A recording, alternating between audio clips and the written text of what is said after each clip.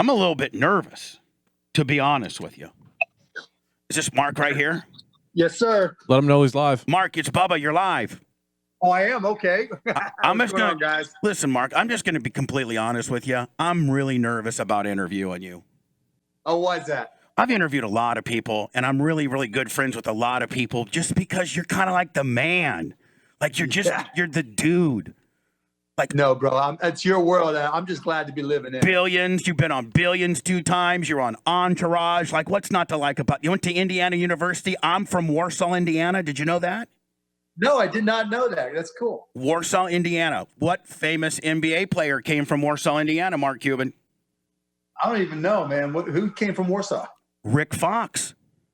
What? Really? He's from Warsaw? He's from Bahamas, and Warsaw, Indiana was one of these like, hey, let's go find a really, really good guy from the Bahamas and say that he's living here with some white family. And they did that. And next thing you know, they got Rick Fox in Warsaw, Indiana. Hey, you know what my other connection is? My non-NBA connection of Rick Fox is? We did Sharknado 3 together. He was my bodyguard until he got eaten by a shark. and Tara Reid was in there too, wasn't she? Yeah, the best part. So when we're filming that show, right, everybody, it's all special effects. And so when I only did the movie because I said I'll do it if I don't die, right? And because I knew that to die, you had to lay on the ground and just wiggle. And I just knew that people would take videos of me just wiggling on the ground. So when Rick died, it was hysterical watching this 6'7" guy just lay on the ground, just wiggling and squirming, pretending he got eaten by a shark. And Rick Fox I got pictures of Rick, so he can never be mean to me. Rick Fox ended up having a pretty damn good NBA career, I think. Yeah, he won some rings. He was a good player. That's why. I think he went Boston, L.A., then back to Boston, I think. Yep, absolutely. He was good. I am, and I'm not trying to play the name game, I'm pretty good friends with Larry Bird. Really? I went to Indiana State, and when Larry was in the 80s, was running hard, his youngest brother, Jeff, was from, they're a little bit country. And I was a radio guy there in Terre Haute, Indiana, and my general manager was Tony Clark, and he was on Larry Bird's French Lick basketball team. And so they asked me to be Jeff Bird's roommate because I was kind of responsible. I wasn't having chain letters and doing discos at the National Guard like you, but I was, I had my hustle going on. So Jeff Bird was my roommate, which got me, to be friends with Larry. And we call Larry every December 7th and wish him happy birthday on the show. And we've talked about that he could have had Dirk Nowitzki in the 98 draft, and he messed it up. He's actually said that before. Yeah, no doubt. And I'm still pissed at Larry because he left IU to go to Indiana State. Yeah, he'll never live that down, and I've told him that. Right up State Road 46, hitchhiking. Yep. And then Bill, absolutely. And then Bill, because Larry went to Indiana for like the first couple weeks, and some guy from like Carmel or something had some good genes and a couple eyes odds, and Larry was intimidated by that, and it was too big, and he left. And can you imagine if he would have been on the Bobby Knight team? Oh, unbelievable! But hey, who isn't intimidated by eyes odds? I can't blame him. You picked IU because it was cheaper than Pitt, isn't it? How it went? Well, so I saw a list. Pitt didn't have a business school. I went to Pitt for a year, and then it didn't have a business school, so I had to transfer because I wanted to do business. And I saw a list of top 10 business schools, and IU was the cheapest one. And then I also went. They had the Underground Guide to Partying. And then after I picked it, I'm looking at this thing, and it says Indiana University, great party school. I'm like, thank the Lord, I picked the right school. When I showed up to go to college there, I'd never been there before, never seen the campus. Oh, Bloomington is I'm going to blow your mind. This is going to be unlike any interview you've ever had, Mark Cuban. You're going to call Dan Morgan and say, Bubba the Love Sponge is my new favorite show because I'm going to tell you something that you've never been told before. Go ahead. I went to Lee Corso's IU football camp and stayed in McNutt Hall. McNutt Hall. That's where I roomed, was in McNutt Hall. And how many people in an interview have ever brought up McNutt Hall to you, ever? No, you're the first. But if you would have said Foster, that's where I live, right? So you would have been right across the street from me. See, that just goes to show you. I didn't Google you. I knew that you stayed at Foster. I was just wanting to bring you the McNutt deal. No, that's great, man. That's great. McNutt was a party town. I bet if you were there for the summer, the place was a dump even when I was there. So you guys must have been your fault. Oh, it was a dump. I don't even know that they had air conditioning. No, hell no, man. It didn't matter. You just had little phones between the rooms and everything. That was the way it should be. And I went to Indiana State, and it was even more primitive than IU. IU was like Taj Mahal compared to Terre Haute. It's the worst. Was it? Yeah, I just remember I had some friends from Terre Haute, and the only thing that they would ever talk about is the RCA record plant and how the whole family worked there. And I was like, okay, all I know about Terre Haute is the record plant. That, and they had they used to dip railroad ties down by the river, and it smelled horrible. And the joke was, I had a girl, and she told me to kiss her where she smells, and I took her to Terre Haute. Yeah, it's like it's one of those Bob and Tom jokes from back in the day.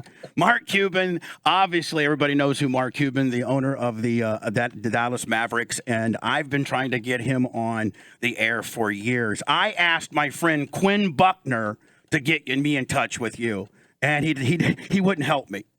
Oh no, really? Quinn didn't? Well, yeah, I went up and saw a couple of Pacer games years ago when Larry was there, and I saw Quinn, and this is right after you did Entourage, and I was like, Quinn, get me set up with Mark Cuban. It's like, all right, man, I'll take it. He never did. I've always wanted to interview. I'll give Quinn a hard time about that, man. That's just not right. Now, wasn't Quinn a coach for the Mavericks back in the day? Yeah, for about 3 days before I got there. Yeah, it didn't work out so well. Quinn and I's connection, like it was the Mavs before I got there. That didn't work. Quinn also had a chance to invest in broadcast.com, the company that I sold and made all the money from, and didn't do it, right? It just walked away from it. And so he's still living that down. Well, actually, broadcast.com was originally AudioNet, right? Yep, exactly right. And what people don't know, I mean, a lot of people know, but like Mark Cuban IU basketball is like, if you're from Indiana like me, or you go to Indiana, like it's religion. It really is. Right. And there was no way for alumni and people, affluent or not, to listen to IU basketball once they moved out of, you couldn't watch channel 4? I don't even remember, but you couldn't listen to Don Fisher. That was the important thing. Right. And so Mark Cuban goes to IU. He owns a discotheque. He starts a chain letter. He's just a really mover and shaker. He's the guy. Was the Blue Note still around down there when you were there? The Blue Note. The Thunderbird. Was it Thunderbird or Bluebird? No. There was the Peanut Barrel. There was Nick's. I know which one you're talking. The Bluebird. The Bluebird. Yeah. That's what it was. The Bluebird. That's what it was. Mark Cuban goes to IU. He then dabbles around. And I had every hustle in the world, man. Every hustle. You did have all kinds of hustles. How did your chain letter hustle go, Mark? So I needed to pay for my junior year because I had to pay for my own school. My parents didn't have any money. And so I always had to figure out something.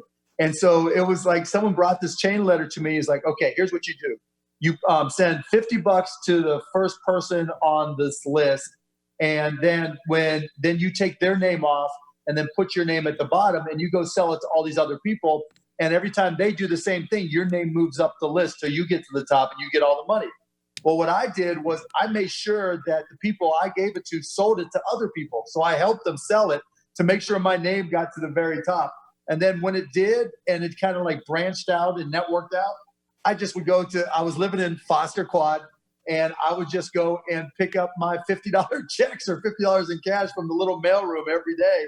And that's how I paid for my junior year of college. How long did you keep that going? Like, how long did the $50 bills come in for? Probably like 6 weeks, like a month and a half. It was just like right at the beginning, because that's how long I had to be able to pay for that semester. Now, when did you buy Motley's? Now, you were like one of the very first guys ever to buy like a nightclub pub kind of deal while still. Yeah. I think one of your business professors said that it's one of the most shrewd things that anybody's ever done.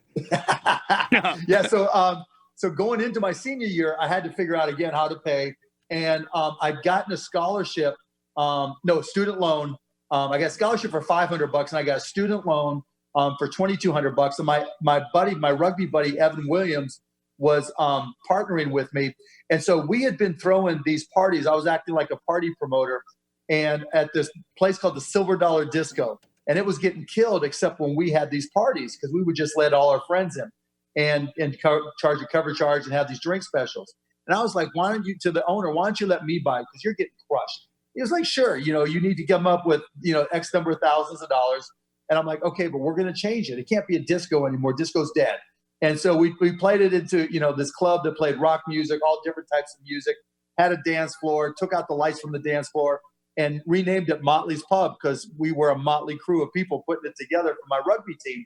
And we opened it up September 22nd. And I'll never forget, we had a line to get in. If there was no line to get in, there would have been no second night.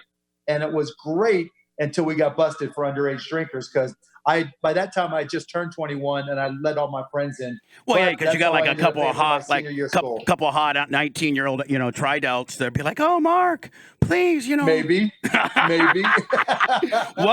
Hey, no disrespect to your wife, but what was the hot sorority when Mark Cuban was rolling around Bloomington? They were Pi Phi and Alpha Chi were probably the two hottest. Were you ever looking at a fraternity? Were you ever in fraternities? I actually, when I went to the University of Pittsburgh, I was in one called Pi Lambda Phi, but it wasn't at Indiana when I transferred. So you're like, nah, I ain't going to do that. No, I'm not. Yeah, because I didn't want to. You can only do one fraternity. Mark, why doesn't IU? Why didn't they bring Steve Alford in? Like, is there like, I don't know. Like, you're like a big time alumni. Like, I think the medical rehab facility at Assembly Hall is named like the Mark Cuban is the man place or something. I think you and John Cougar write checks like it's crazy for IU. So you have to know. Don't you think that would be like as far as recruiting and all that kind of stuff? I don't know why they didn't bring Steve in. Steve did pretty well. And then kind of ran into it at UCLA. I don't know why. I've never had that conversation with him. And I like Archie Miller right now. I mean, I think he's a good coach. But, the crazy thing is they've told me in 20 years since I've owned the Mavs, I think they called me twice prior to hiring a coach, which is cool, right? I mean, I don't know how much more I could help, but, Well, you can help a lot. You picked Carlisle from the Pacers, and he's done well for you. Yeah, Rick has done pretty damn good. But, yeah, I don't know why they didn't bring Steve back. And, Steve's looking for a job.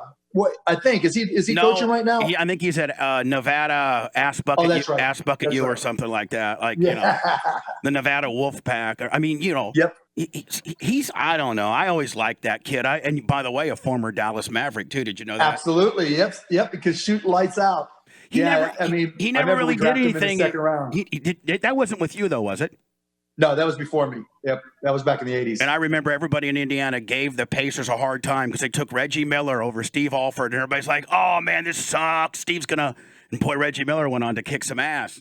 Yeah, sure did, didn't he? Oh my goodness. We got Mark Cuban on the phone, and thanks to my boy Demo Swags that got this. Demo Swags. That's my man. That guy will call you up in the middle of the night if you own a nightclub and ask for free bottle service all night long. I'll tell you that right now. Yeah, he really needs it, right? Hey, Mark, did you see Joe Rogan's new deal? Yes, he killed it. Good for Joe, man. Good for him. Isn't that awesome? Like, isn't that just that guy's straight money? I love that guy. Oh man, he's a hustler. You talk about somebody who just grinds, man. I think he's taken Ryan Seacrest's place as the hardest working man in showbiz. Well, I mean, I'll tell you this, man. He's now the go-to guy. Like, Howard. And listen, I worked for Howard. I love Howard. Howard's on the backside. Joe Rogan. Now, if you need to promote something, or you're the it guy, or Rogan is the guy you got to do now. You just got to. No question about it. He's the top of the pack. No question. He's good. I mean, his podcast's amazing. What he does on UFC is amazing.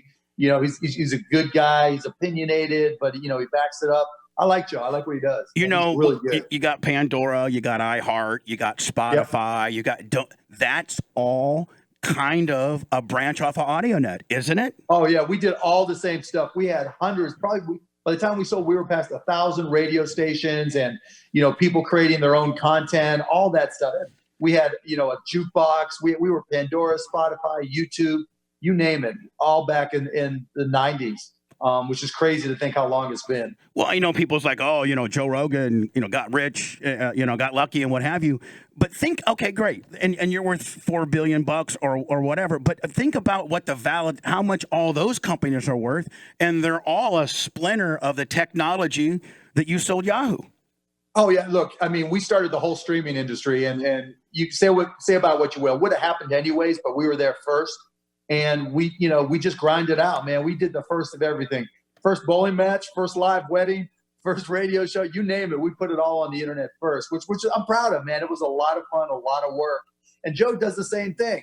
You know, he was one of the first podcasters. He just made sure he did it right. He got it out there, and he didn't stop. You know, even when he was making money with the UFC, he didn't stop. Kind of like you guys, man. You just keep on grinding and grinding, and you grow. That's the way it works. We're grinding right now. We're like some strippers trying to grind. Maybe I need some more Mark Cuban intros. Hey, at least you're not like Al Gore. Remember Al Gore at one time said he invented the internet? Do you remember that? Yeah, I don't know where the hell that came from. That's just ridiculous. He did. I mean, Mark Cuban can really say, I did invent the streaming deal kind of deal. I mean, Al Gore didn't somebody like in the 50s invent the internet, Mark, or something? Yeah, there's this thing called DARPA who put up the money. It was the defense, whatever. And they put up the money for the original internet. And then there were companies that got that money and helped develop this, the first network that connected people together. And then that grew into universities, and then it grew into the public internet. And, you know, what we have now is so much easier because everybody's got access to bandwidth. Back then, you had to work to get on the internet. Well, back in the day, when you used to broadcast IU basketball games, back what we were talking about, how AudioNet first started is, I think, and I could be wrong, but I've heard you talk at a couple radio conventions back in the day. And back in the day, and I think you said that you would like take a radio and put a telephone receiver up to the speaker, and that's how you guys originally would get the feed from Bloomington. Well, no, okay, so that's how we listened to games originally. So we would have our boys up in Bloomington. Take a speakerphone, put it next to the radio. We'd have a speakerphone down in Dallas, and that's how we listen to games. And I'm like, this is ridiculous, right? We've got to be able to use this new thing called the internet. I got to figure out how to put audio on there, and that's exactly what we did. You know. Are you there, Mark? Yeah, I'm here. Oh, wait, hold on. You guys there? Your naked wife may have come by and it blacked out. Yeah, no, there you go. Sorry about that. I mean, it's got to be our Wi-Fi. It can't be his. Oh, it can't be Mark. Mark Cuban has like 7 Wi-Fi feeds going in there at all times with a switcher. Yo, my Wi-Fi rocks. Let me just tell you, I got it all going on here. What kind of Wi-Fi does Mark Mother effing Cuban have? I can only imagine like a T900. Like, what do you got? No, man, I got this special mix that I put together. So I kind of snuck my way and forced AT&T to let me hook onto their corporate bandwidth setup that they have here in Dallas. And then I have my own little special concoction for Wi-Fi because, I mean, I've lived in this house for a long time. So I always tried to make sure I had the top end bandwidth so I could mess with whatever I wanted because I got that streaming in my blood, right? I mean, Mark Cuban might not have the best lawnmower, but bitch, you know he's got the best internet. I'm just telling you that right now. Oh, yes, bro. You know. When it well, comes actually, to techie shit. Texas is known for having really good internet for the most part. Yeah, I mean, AT&T does a good job, at least in my neighborhood. I think. You know, and for the most part, for the corporate stuff, I've been involved with. AT&T's done a great job. Plus, they probably pay you $1 zillion to be their spokesperson. I'm just telling you. No, I wish they did. I mean, man, if you're an internet company, why wouldn't you sign up Mark Cuban? Say, listen, I'm going to, that's what I'm talking about. I'm going to give Dallas Mavericks all the free internet. We'll get a little naming rights there, and we'll give you $50 million a year or something like that. We'll pay for a new jet. I don't know. Done. You're my new agent, Bubba. You got it. Tell Dan Morgan you're fired, bitch. Bubba Loves Sponges, my new guy immediately. God. Listen, I'll get in there with University of Kentucky, and I'll get that series back, IU versus Kentucky, buddy. That's what we need. Hey, I tried to work it out with Cal, but I don't know if it's going to happen. But we'll see. I grew up 25 miles from Kyle Macy. Did you know that? No, man. Kyle could play. Yeah, he's a traitor, though. Traitor. I know. Went to the wrong side. Also 25 miles from Scott Skiles. Scotty Skiles, man. The most screaming coach in the NBA after Tom Thibodeau. He's a good coach. Didn't he have 31 assists one year or one game with the Magic, I think? Yeah, something ridiculous in the mid-'90s. Yeah, he was just setting everybody up. He could play too, man. He was tough. He would run through a wall. That dude was mean. Who would you put one-on-one? JJ, the old vet, or Scotty Skiles? You know what? I'd take JJ because he's quicker, but I'd have a hospital unit because Scotty Skiles would have him bloody and bleeding and ready to go to the MASH unit. I mean, Scotty would not just quit, man. That's just who he was. Who do you when you go down to practice? Do you ever pick up the say, come on, JJ, guard me, kid. Let's go. I'm gonna go 3 on you. Pew. Yeah, I'll mess around with the guys. Now it's Luka. I'll mess with him and shoot with him some, and just different guys from time to time. Because one of the best parts, I mean, literally, Bubba, one of the things I love to do is before we have a game, back when we had games, I would go onto the court and just get shots up. Like if the game's at 7:30, most guys start coming onto the court between 4:30 and 5. I'd get there, 3:34 and just shoot. and once our guys started to come, I'd go to the other side and just get shot stuff. So every now and then guys would come and mess with me. Would Lucas swat you? Would Lucas swat you? Will Lucas swat you? No, hell no, man. Mark Cuban's going up for a layup, and Luka just takes you right out like you're Dennis Rodman. No, he can back. Luka is strong, man. He just puts that power on you. He doesn't even mess with trying to go around. He's just strong. Yeah, so he just toys with me, but it's fun because I can't shoot like I used to, but when I get rolling, I can still shoot. How tall are you, Mark? Almost 6'3", just under 6'3". Oh, I thought you were not. I thought you were as tall as JJ, but you're 6'3". Yeah, absolutely. I'm standing next to 7-footers all the time. Everybody thinks I'm shorter. I think you guys got the most 7-footers in the league, don't you? You have 3 of them. Yeah, we've got some big boys now, but we've got Boban and Kristaps Porzingis, 7'3" and 7'3". They're huge. I mean, so yeah, that gives us some size. Mark Cuban on the phone. Mark, did you watch? Don't get mad at me. Did you watch Tiger King? Yeah, of course I did. What'd you think? What'd you think about it? I cracked it. What was crazy about it? Like, just when you think it's starting to slow down and you get to the end of an episode and there's always something crazier that happened. That was just like unbelievable. I thought, okay, I'm going to check this out. And then it slows down a little bit and then bam, somebody gets killed. Bam, somebody sticks their arm and the tiger bites it off. Bam, there's just always just something new. So I liked it. In some of the circles you travel, Mark, do they have tiger brokers that are coming to you rich guys and be like, hey, buddy, you want a couple times? Not my thing. But I was ready to give Shaq some hell until he explained what the hell he was doing on the show. They really did Shaq dirty because Shaq didn't have anything to do with any of that, and they tried to throw Shaq in there. No, he got thrown under the bus. Mark, are you investing in any roadside zoos in Oklahoma or anywhere in the country right now? I can't. You know what? I'm in the quiet period.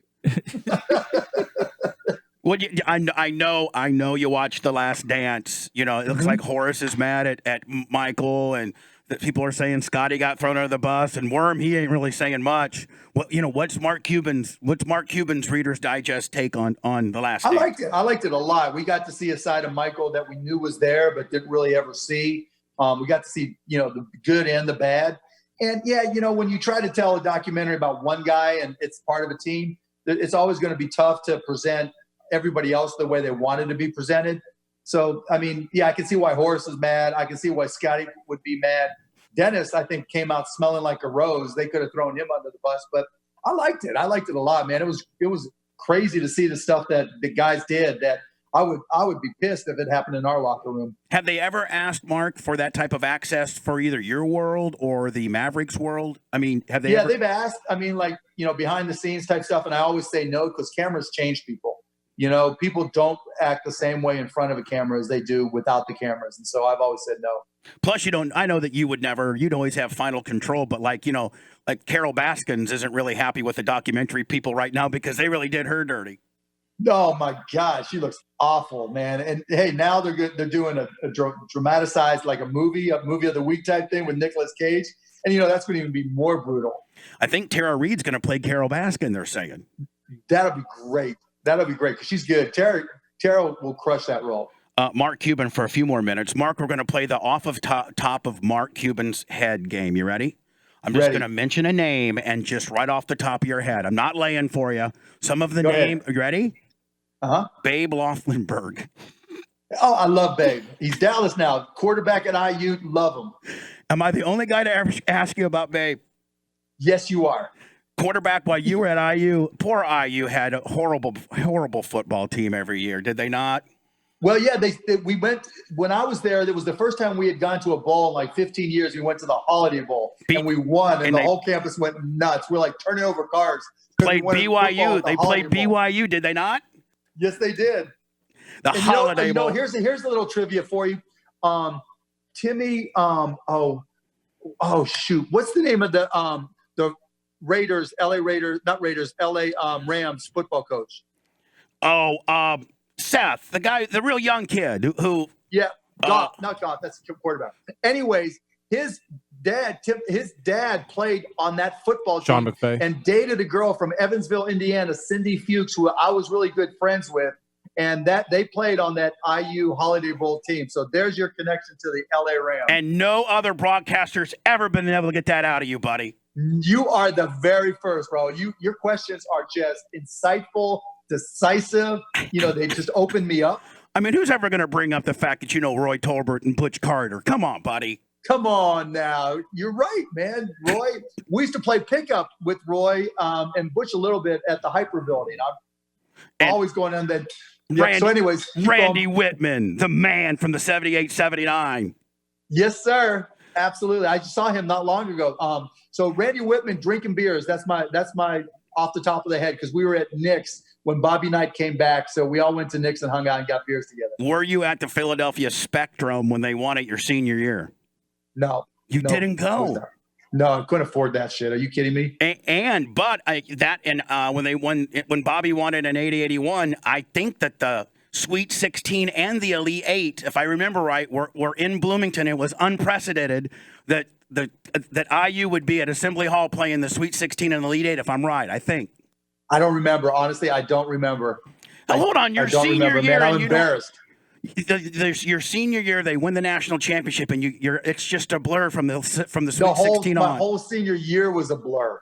It was crazy. And I think Isaiah came in as a freshman that year or year before that.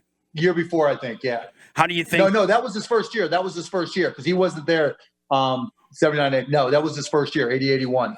What do you think about the Isaiah stuff? They're making a big deal about. Yeah, I mean, who cares? I mean, I know both of them, and I just whatever, right? That's so long ago, it doesn't even matter. Mark Cuban on the phone. Mark, what's the NBA? The players, I think, came out and said, what did they say, Seth? We'd like to play or we want to play, but Major League Baseball, the owners have kind of crafted it. Mark, do the NBA owners have any say in this?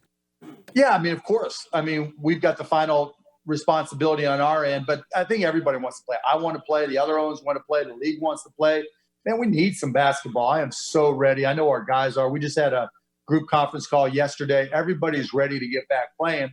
We just got to make sure it's safe, and I think we're getting really close. I mean, couldn't you take everybody's temperature? Couldn't you, everybody, from trainers to the guy who drives the bus to whatever, and ensure that it's a corona-free zone, and then, maybe not fans, but, at least get the games on.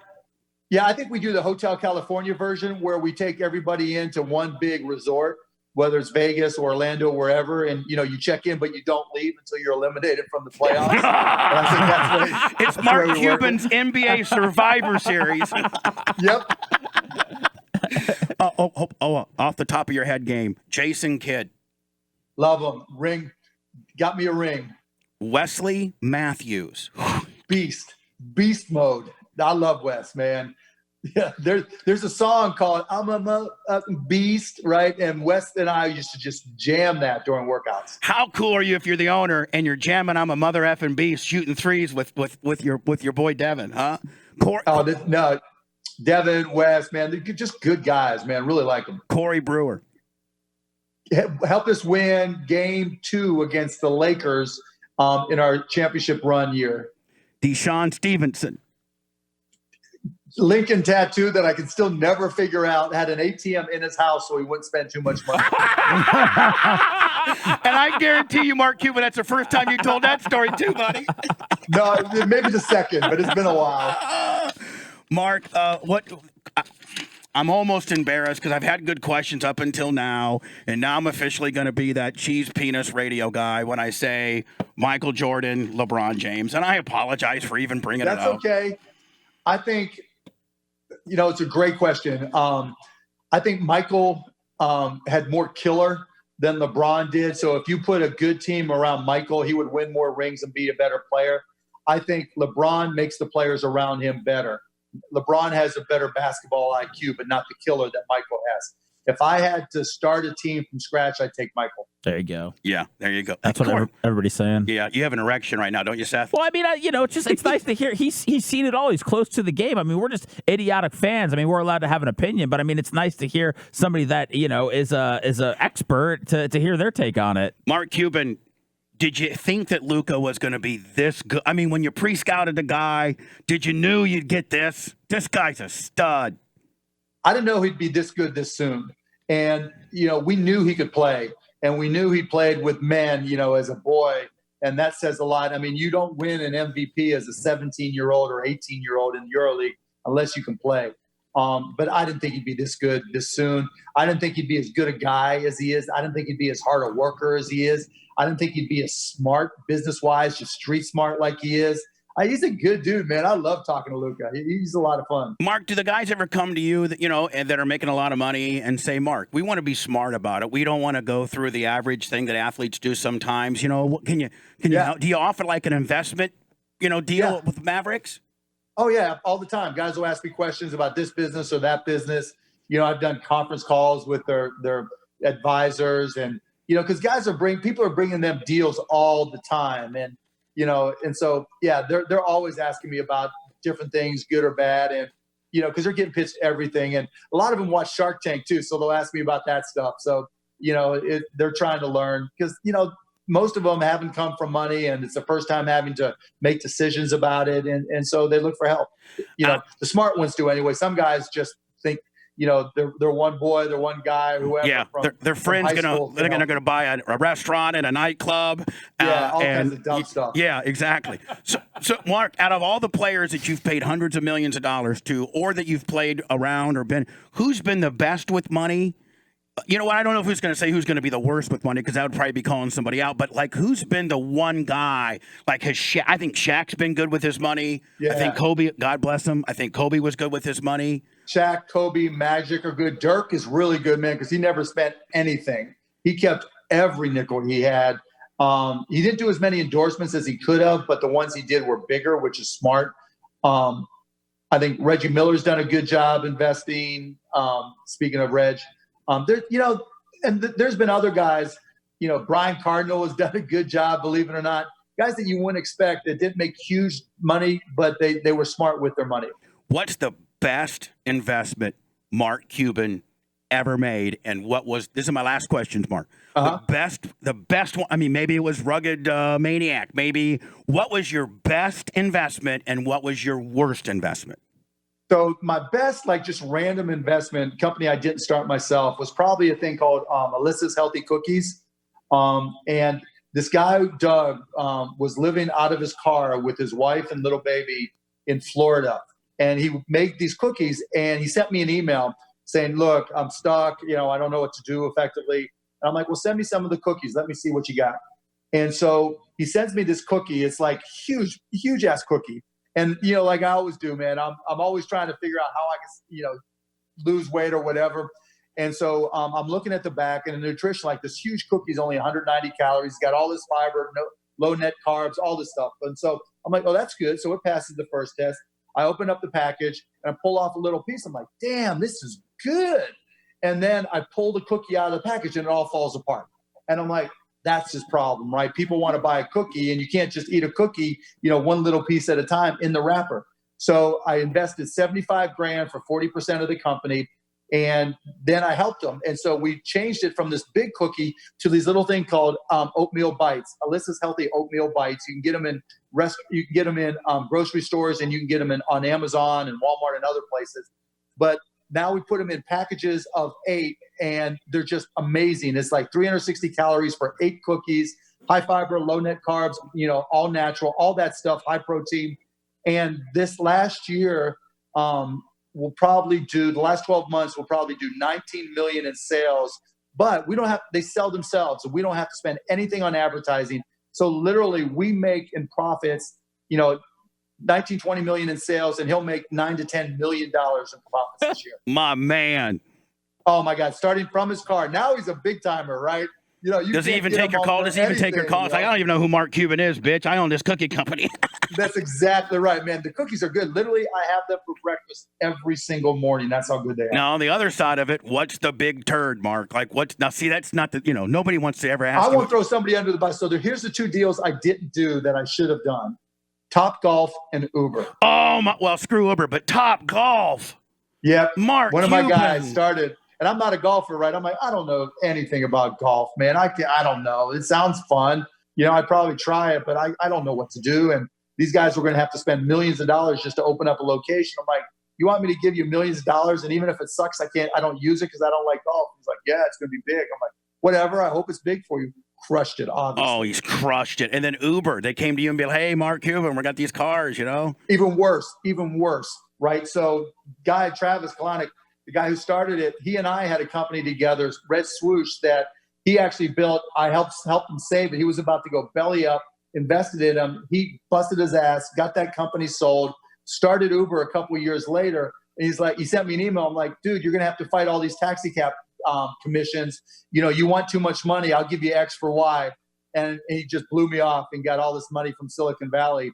And the rest is history. Those are the two you didn't get. I'm going to hold your feet to the fire. What was the one that you gave? You're like, damn, that sucked. I should have never done that one. Like when I first got on Shark Tank, Friday nights on ABC, when I first got on Shark Tank as a guest, I was like, this show's not going to last, right? You know, they've got these guys on there. They don't know what they're doing. I'm going to just embarrass them and buy up everything. So I bought some dumb companies. So yeah, I bought one. And you know what? It's not even that the products were bad. It's just the entrepreneurs were bad. So I bought this one company, and they did chocolate covered pretzels. And so when the show airs, it's a great commercial. And so I'm training this person, setting them all up. We're getting everything organized. Pretzels cost $15 to make. We sell them for $29.95. And the show airs, and we just sell out of everything. And it's great. Then we look at the bank account, and the money's going down, not up. I'm like, what the hell happened? She goes, well, you know, I decided to offer free shipping. I'm like, wait, how much is the shipping? Because we make $15 a unit. She goes, $16. I'm like, so we're losing money on everyone we sell?